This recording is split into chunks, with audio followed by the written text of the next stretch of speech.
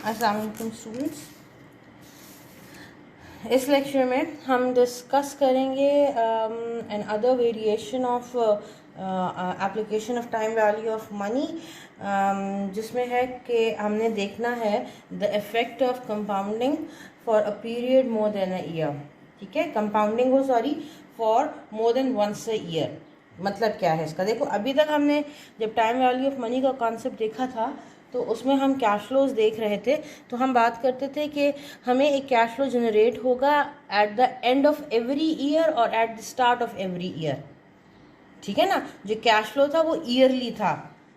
पहले साल की एक कैश की वैल्यू, ठीक है, कोई कैश फ्लो अकर हुआ है, कोई कैश हमें मिला है, फिर सेकेंड ईयर का कैश फ्लो था, फिर थर्ड ईयर का कैश फ्लो था, फिर फोर्थ ईयर का कैश फ्लो था। अब अगर सेम कैश फ्लो था तो इसको हम एनुअटी कह देते हैं, और इसमें डिफरेंट कैश फ्लोज भी हो सकते हैं। ठीक है, हर साल का फ़र्क कैश फ्लो भी हो सकता है, फ़र्क अमाउंट, डिफरेंट अमाउंट्स हो सकती हैं यहाँ लिखी हुई। एनुअटी में होता तो यहाँ सेम अमाउंट लिखी होती है। ठीक है, दोनों सिचुएशंस हमने देखी थी, लेकिन ये कैश फ्लो अकर हो रहा था at the end of every year, at the end of every year. अब हम देखते हैं एक special case in form of investments, जहाँ पे जो हमारे पास कैश फ्लोज होते हैं they occur more than once a year.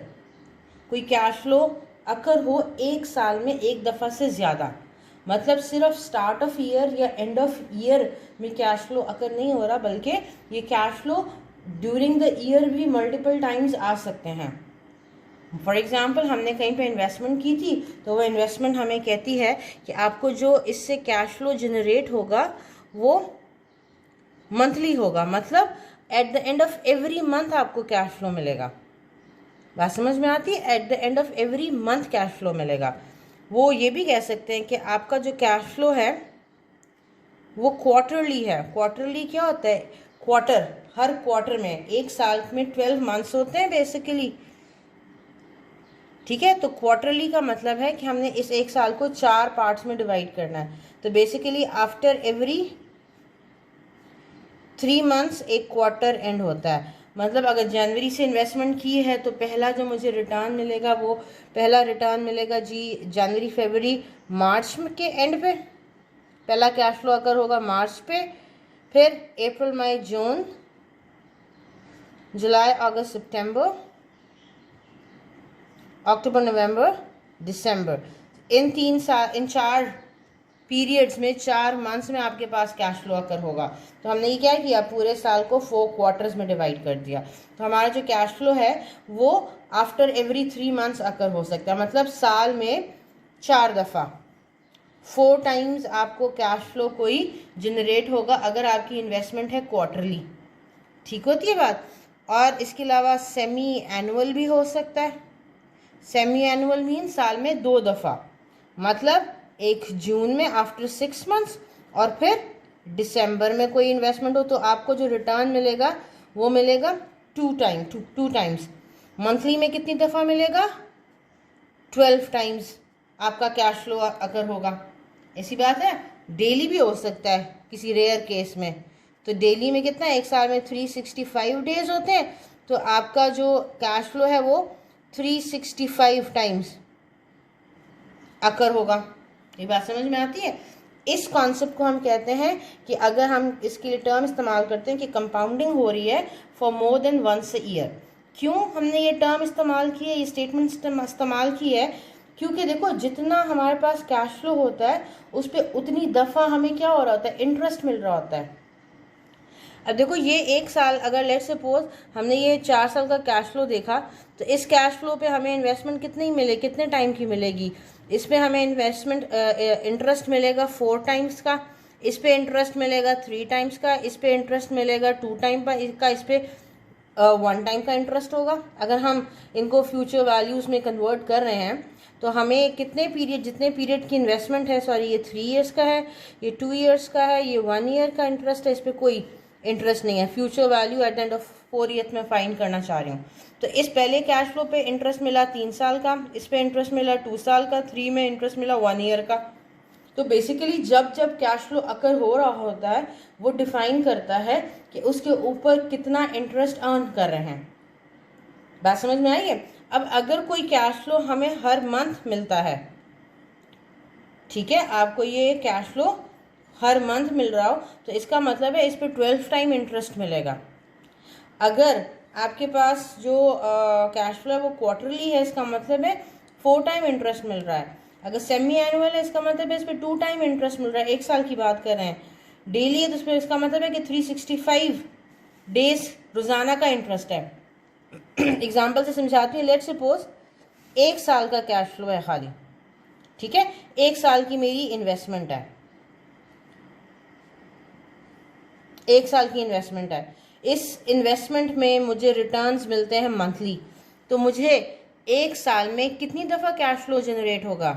12 times. Her month जनवरी में मिलेगा, फरवरी में मिलेगा, मार्च, अप्रैल, मई एंड टिल दिसंबर रिटर्न्स मिलते रहेंगे। बात समझ में आती है? अगर मेरी इन्वेस्टमेंट थी क्वार्टरली, क्वार्टरली का मतलब है मुझे जो पेमेंट्स कैश फ्लो जनरेट होंगे वो होंगे 4 टाइम्स, ये मैंने बता दिया आपको। अगर 1 साल की इन्वेस्टमेंट मेरी सेमी एनुअल है तो इस 1 साल में मुझे 2 दफ़ा रिटर्न मिलेंगे। एक दफ़ा जून में रिटर्न मिलेगा, फिर उसके बाद दिसंबर में दोबारा कैश फ्लो जनरेट होगा, 2 दफ़ा कैश फ्लो जनरेट होंगे। अगर डेली है तो हर दिन के हिसाब से मुझे कैश फ्लो जनरेट होंगे, 365 टाइम्स मुझे कैश फ्लो मिलेगा।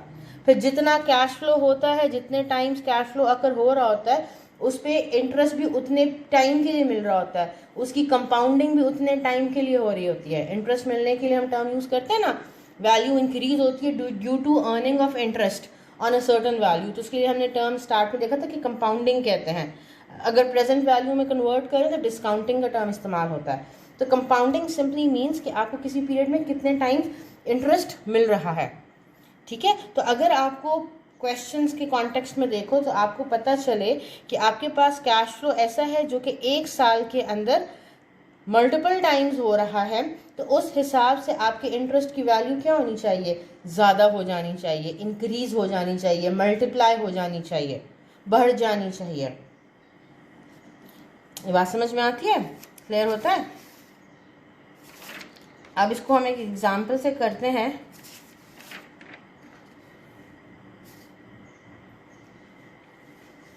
अभी हमने क्वेश्चन देखा था, सॉल्व किया था लास्ट लेक्चर में, जिसमें हमने था कि find the present value of annuity with periodic payments of 2000 for a period of 10 years at the interest rate of 6%। अब ये पीरियोडिक पेमेंट्स मतलब कंटिन्यूस पीरियड्स में हो रही थी ऑफ 2000। अगर लेट्स सपोज ये लिखा हो यहाँ पे हर साल के बजाय यहाँ लिखा होता semi annual payments of $2,000 for a period of 10 years at an interest rate of 6%, ठीक है। अब अगर ये कैश फ्लो क्या होता, सेमी एनुअल होता, तो इसका क्या मतलब था कि 1 साल में आपको 2 दफ़ा मिलेगा कैश फ्लो। 1 साल में आपको कैश फ्लो मिलेगा कितने टाइम्स? 2 टाइम्स मिलेगा। तो अगर 10 years की इन्वेस्टमेंट है तो आपका कैश फ्लो कितना हो जाएगा? आपको कितने पीरियड के लिए आपको इंटरेस्ट मिलेगा? कितने पीरियड के लिए इंटरेस्ट मिलेगा? 10 years की इन्वेस्टमेंट है, हर साल आपको 2 टाइम्स कैश फ्लो जनरेट हो रहा है, तो आपके ऊपर जो कंपाउंडिंग इंटरेस्ट होगा, जो आप इंटरेस्ट अर्न करोगे, this will be for 10 into 2 20 times interest मिलेगा। अब आपको 20 टाइम्स आपने कंपाउंडिंग परफॉर्म की होगी इस डेटा के ऊपर। बात समझ में आती है? तो अब ये जो जब हमारे पास इस तरह की सिचुएशन होती है जहाँ पे compounding for more than a year आती है, तो हमें 2 एडजस्टमेंट्स करनी पड़ती हैं अपने क्वेश्चंस में, 2 एडजस्टमेंट करनी पड़ती हैं। पहला तो हमने देखना है कि अब हमारा जो पीरियड है वो 10 years नहीं रहा, ठीक है, 10 years तक की इन्वेस्टमेंट नहीं है, अब हमारी इन्वेस्टमेंट 20 टाइम्स की हो गई है।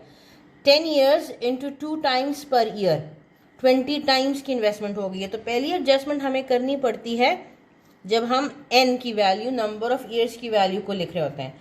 अब n इक्वल्स टू 10 years है, लेकिन हर साल में कंपाउंडिंग हो रही है 2 टाइम्स, कंपाउंडिंग हो रही है 2 टाइम्स, तो मैं इस 10 को 2 से मल्टीप्लाई करूंगी। अब मेरा हो जाएगा कंपाउंडिंग फॉर कितना टाइम्स? 20 टाइम्स। इसके लिए हम n कहते हैं, और जो नंबर ऑफ कंपाउंडिंग होता है इसको हम रिप्रेजेंट करते हैं with abbreviation with alphabet m. M कितना है? 2 है। एम कितना है? 2 है। तो पहली हमने एडजस्टमेंट करनी होती है कहाँ पे? जहाँ जहाँ हमने एन लिखा होता है। अब हम इस एन को कर देते हैं n into m, n into m. बात समझ में आई? अब ये 10 इंटू 2 हो जाएगा, 10 मल्टीप्लाइड बाय 2 हो जाएगा। अगर हम फ्यूचर वैल्यू का फॉर्मूला यूज़ करें तो यहाँ पे भी n इंटू एम हो जाएगा, यहाँ पे भी n इंटू एम हो जाएगा, और ये 10 इंटू 2। बात समझ में आती है? अब क्वेश्चन में यहाँ पे सेमी एनुअल हमने एग्जाम्पल में चेंज किया। सेमी एनुअल के बजाय यहाँ पे लिखा होता क्वार्टरली लिखा होता। क्वार्टरली का मतलब क्या है कि कंपाउंडिंग हुई है कितने टाइम्स? 4 टाइम्स। तो अब उस केस में m की वैल्यू 2 की जगह क्या हो जाती? 4 हो जाती। m होता 4। फिर जहाँ जहाँ m है n इंटू एम, तो यहाँ पे n multiply by m means 10 into 4 हो जाता। फ्यूचर वैल्यू का फॉर्मूला यूज़ करते हैं, n इंटू एम है, तो अब m में 2 की जगह क्या आ जाता है? यहाँ पे 4, 10 इंटू 4 हो जाता। अगर मंथली लिखा हो तो हम m की जगह 12 ले लेंगे। डेली लिखा हो तो m की वैल्यू क्या होगी? m की वैल्यू क्या होगी? 365 हो जाएगी। बेसिक फॉर्मूला वही रहता है। पहली चेंज आपने क्या करनी होती है, जहाँ जहाँ n लिखा होता है फॉर्मूला में उसको हम कह देते हैं n into m, n into m, n into m. बात समझ में आती है? क्वेश्चन में दूसरा चेंज हमने क्या करना है, अब हमें पता चला कि जी अब हमारा जो कैश फ्लो अकर हुआ है वो हुआ है कुछ इस तरह से। मैं नीचे आपको कैश फ्लो बनाती हूँ कि फर्स्ट पहले 6 मंथ्स सेमी एनुअल का केस हम देख रहे हैं, ठीक है। सेमी एनुअल जो हमने क्वेश्चन में सेमी एनुअल की एजम्पशन ली थी उसी पे कैश फ्लो बना रहे हैं। तो इसका मतलब है मैं अगर आज इन्वेस्टमेंट करती हूँ तो पहली पेमेंट मुझे करनी पड़ेगी कब? 6 मंथ्स के बाद पहली एन्युटी, फिर 12 मंथ्स मतलब 1 ईयर के बाद दूसरी एन्युटी, फिर 6 और मंथ्स 18 मंथ्स के बाद थर्ड एन्युटी, फिर 24 मंथ्स के बाद दूसरी एन्युटी, एंड सो ऑन। ये पहला साल है, ये दूसरा साल है, फिर 3rd year, 4th year, 5th year till 10 years, ऐसे हो जाएगा। ऐसी बात है, ठीक है। तो अब हमने 0 से इन्वेस्टमेंट स्टार्ट की, 1st ईयर, 2nd ईयर, फिर इस तरह 3rd ईयर होगा, इसमें भी एक एन्युटी आएगी 6 मंथ्स के बाद, फिर दोबारा एक एन्युटी आएगी, और ये कैश फ्लो इस तरह से कंटिन्यू रहेगा। ऐसी बात है ना? ऐसी बात है ना? ठीक है। अब देखो इसमें दूसरा जो हमें चेंज कैलकुलेशन में लाना होता है वो होता है इंटरेस्ट रेट की वैल्यू में। याद रखो क्वेश्चन में जब भी हमें इंटरेस्ट रेट गिवन हो, ये इंटरेस्ट रेट होता है पर एनम। पर एनम का मतलब होता है per year. Interest rate is always expressed in years. मतलब जब भी किसी भी सवाल में, किसी भी किस्म के सवाल में, अभी दिमाग में बिठा लो, किसी भी किस्म के सवाल में जब इंटरेस्ट रेट आपको दिया जाता है वो इंटरेस्ट रेट हमेशा पूरे साल का होता है, पूरे साल का होता है। अब इसका मतलब है जो 6% है ये पूरे साल का इंटरेस्ट है, जबकि पहली पेमेंट हमें कब मिल रही है? 6 मंथ्स के बाद। 6 मंथ्स के बाद मिल रही है। पूरे साल का इंटरेस्ट है 6%, तो 6 मंथ्स के बाद का इंटरेस्ट कितना होना चाहिए? 12 मंथ्स का इंटरेस्ट है 6%, 6 मंथ्स के बाद का इंटरेस्ट कितना होना चाहिए? हाफ होना चाहिए ना, क्योंकि 2 पेमेंट्स है। तो हम इसको करेंगे 6 डिवाइडेड बाय 2, 6 डिवाइडेड बाय 2 करना चाहिए। अगर आपकी ये पेमेंट्स होती हैं एक साल में 4 दफ़ा, एक साल में 4 दफ़ा, 0 से लेके 1 ईयर की जो पेमेंट है उसमें 4 दफ़ा आ रही होती, 1, 2, 3 एंड फिर एक ईयर एंड पे 4th पेमेंट होती। पूरे साल का इंटरेस्ट है 6%। आपके पास कैश फ्लो जनरेट हो रहे हैं 4 टाइम्स एक साल के अंदर। तो अब ये कैश फ्लो, ये इंटरेस्ट रेट 6% डिवाइड होगा इन 4 पीरियड्स में ना, तो इसको डिवाइड बाय 4 करना चाहिए हमें इंटरेस्ट को। एक पीरियड का इंटरेस्ट अब 6 डिवाइड बाय 4 होगा, दूसरे पीरियड का 6 डिवाइड बाय 4 होगा, थर्ड का 6 डिवाइड बाय 4 होगा, फोर्थ का 6 डिवाइड बाय 4 होगा। ऐसी बात है। तो इसका मतलब है दूसरी एडजस्टमेंट हमें इंटरेस्ट रेट में करनी पड़ती है कि आई डिवाइडेड बाय, फॉर्मूला में आई डिवाइडेड बाय एम कर देते हैं। जहाँ जहाँ आई लिखा होगा वो हो जाएगा आई डिवाइडेड बाय एम। इसका मतलब है 0.6 divided by 2, 0.6 divided by 2। Future value वाला फॉर्मूला, इसमें भी जहाँ जहाँ आई लिखा है divided by m, i divided by m, 0.6 divided by 2, 0.6 divided by 2। बात समझ में आती है? जब क्वेश्चन में आपको बताया जाए कि आपके पास जो कंपाउंडिंग है it is occurring for more than once a year, तो फिर आपने फॉर्मूला में क्या करना होता है, आपने एक और वेरिएबल m को इंक्लूड करना होता है which represents the number of compoundings per year. अगर सेमी एनुअल है तो m विल बी 2, अगर क्वार्टरली है m विल बी 4, अगर मंथली है m विल बी 12, अगर डेली है तो m विल बी 365। बात समझ में आती है? क्लियर होता है? फिर जहाँ जहाँ n लिखा हुआ था, नंबर ऑफ ईयर्स थे, हम n को मल्टीप्लाई कर देते हैं फॉर्मूला में m के साथ। जहाँ जहाँ n लिखा होता है फॉर्मूला में n को m से मल्टीप्लाई कर लेते हैं, और जहाँ जहाँ i लिखा होगा i डिवाइडेड बाय m हो जाएगा। ये बात समझ में आती है? ये बात समझ में आती है? अब ये तो भी हमने एनुटी की एग्जांपल की थी। अगर सिंपल सिंगल कैश फ्लो हो तो सिंगल कैश फ्लो का तो फॉर्मूला ये है ना, अब अगर इसमें भी क्वेश्चन में आपको सिंगल कैश फ्लो है लेकिन आपको बताया गया है कि कंपाउंडिंग अगर हो रही है more than once a year, तो हमने क्या करना है, n multiply by m, i divided by m। तो इसका मतलब है फॉर्मूला मैं इस तरह से लिखूंगी, i divided by m, n into m।